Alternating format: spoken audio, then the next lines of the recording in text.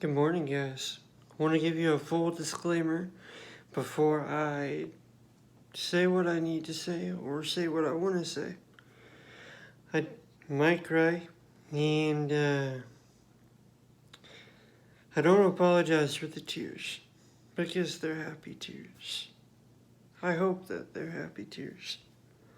But yesterday, when I was on my way to Des Moines, I received some very sad news. So, as many of you know, I used to work at the casino, and I left there a little over a month ago. Left for personal reasons, left for just like a lot of health reasons.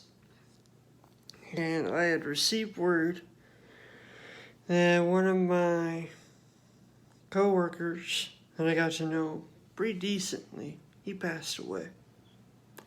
Now it's easy for anybody to write something and pretend like they care. Not to say that they don't care, but it's pretty easy. Somebody type up something and seem like they care. Even though I don't claim to know Jim very well, I know his heart. Dude was a great dude. He had put in over 20 years of service at Meskwaki. He left temporarily to help out his mom because she was sick. Unfortunately, she passed away too. But what he told me in many conversations is if he had to do it all over again and she was still alive, he would do it.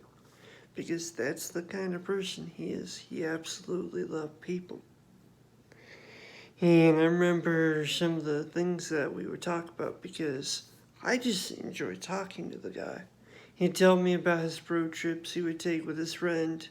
He would tell me about going to these small Amish towns, about going to these little grocery stores that he would find new foods and he would try them. He would tell me about his collection of wind chimes. Dude has a huge collection of wind chimes, from what I understand. And what he would do is he would go out on the back of his deck, and he would be surrounded by all these wind chimes, and he would just listen to them go off. And he would just go back there just to enjoy the peace. And he would also tell me stories about this country singer. He said it was his woman, but unfortunately she passed away way long ago. I think her name was Tammy. She's a western country singer. But you could tell that he was a genuine old soul. He absolutely loved telling stories. He absolutely loved serving guests and getting to know the guest. And he was a lighthearted individual. So oftentimes he would make jokes. He knew that I had like two cats, right? So he's like, yeah, cats, I don't like them. He never said he hated them, but yeah, I don't like cats. You know where cats belong? They belong on a farm. So they can run around and kill mice. That's what he would say. Or when I had told him that I was going to school to be a pastor, he told me honestly, and that's one thing that I respected about him, is his brutal honesty. He told me, I'm not saying that you couldn't be a pastor, I just don't see you as being a pastor because of how ornery you are. And I see that and I respect that. Oftentimes he would joke around. Like one of the things he would often do just to like lighten the mood because he realized that a lot of us were stressed. Especially on the weekends when we're running our butts off. We were stressed. So he would do that. He would just do that just to, I don't know, just be funny. So he would often do that. And you could tell he genuinely cared about each and every person that he worked with and he served. And one of the things that my dad has always taught me, that if somebody important to you passes away, they should carry on their legacy by carrying on one of their attributes. And I guess one of the attributes that I could take away from Jim Williams would be his lightheartedness. You never want to be the guy that people hate working with. You always want to be the guy that people enjoy working with. He was a joy to work with. He knew that I was competitive, and so he would beat me to lights. So there'd be a call at Adam 37, jackpot. I'd answer it, but he'd already be on it. Or there'd be a jackpot in high limits. He'd already be in high limits. That dude epitomized what a team player is all about.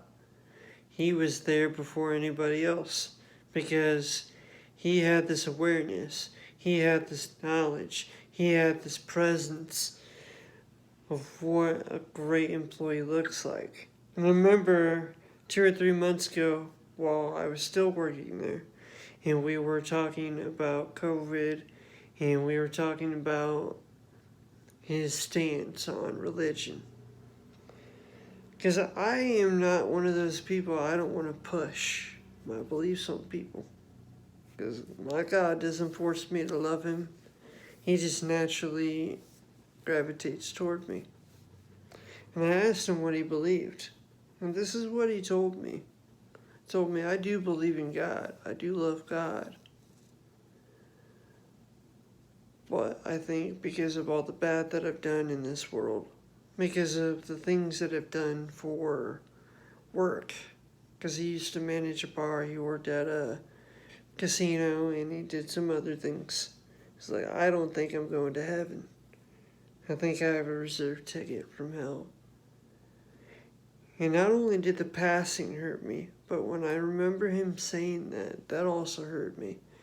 And that led me to cry out for his soul yesterday.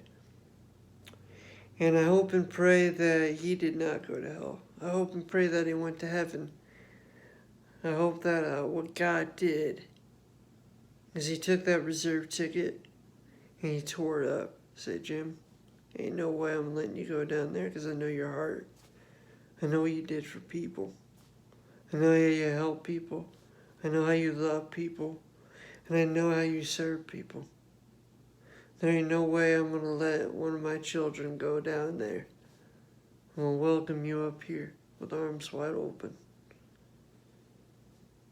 He was a saint. He didn't know it, but he was a saint. And he truly cared for people. And that's one thing that I absolutely respected about him. And I know my former colleagues over at Meskwaki, I know they're mourning the loss of him because it was unexpected. I knew that he took a lot of time off because he didn't like the smoke. Well, now since the whole COVID thing hit, there is no smoke. It's non-smoking. But still, he probably realized what I realized. It's not necessarily a healthy place to be. I don't know what he struggled with outside of work. I don't know anything. But I hope and pray that his legacy lives on there. I hope and pray that not just the co-workers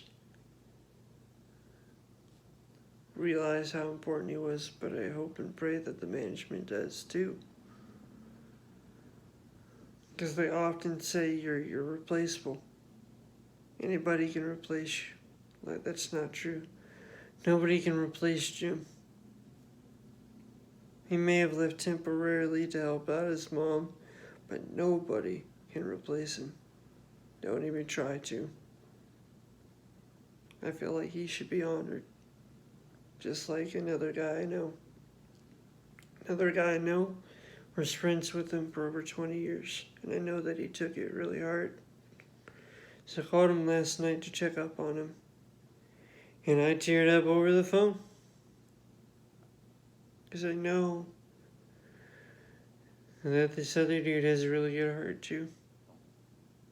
When people think about him, people talk to him, people, they say bad things. Like, you only see on the outside, you don't see on the inside. Yeah, not every person you meet is good or has good qualities. but you had to look at other people with this perception that they had to have something good about them. Yeah, I just pray. I pray for healing on Jim's family and his friends. I pray for healing on their part. I pray that God would send his comfort down to them. And I just pray. I pray that he's no longer in pain. Pray that he can breathe. Pray that he is up there with Jesus. He's having a grand old time. He's enjoying his Bud Light and Clamato juice, which he would love. He told me you need to try that out. Like, I don't really like clams and I really don't like tomatoes, but you do what floats you. I just hope and pray for you guys.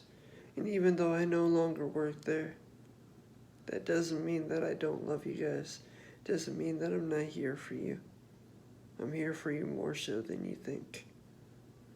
I love you guys. I love you, Jim. Your brother, fly high. Brother Ryan has you. And he'll always speak good of you, no matter what. And if any of you Meskwaki people, you need to talk, call me, text me, send me a message. I'm here for you. Don't let the way that I left, don't let that hurt you. Talk to me, call me, do something. I'm here for you. Have a great day, guys. God bless.